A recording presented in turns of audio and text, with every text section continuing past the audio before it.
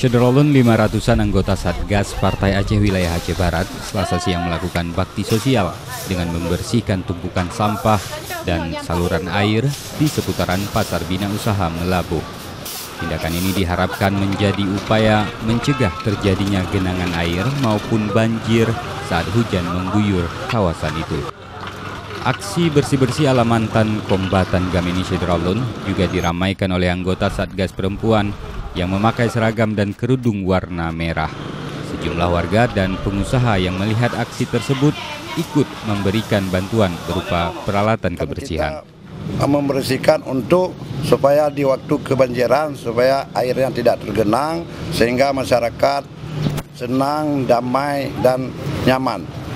Dan juga dengan kebersihan ini kami lakukan yang terutama kali salah satu kami mendukung penuh visi Bupati Pak Haji Ramli MS adalah dalam rangka sudah saatnya membalas jasa rakyat.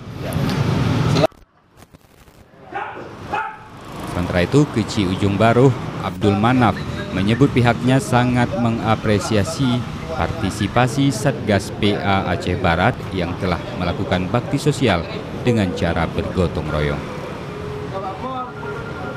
Dari Melabuh, Dedi Iskandar, Serambi On TV.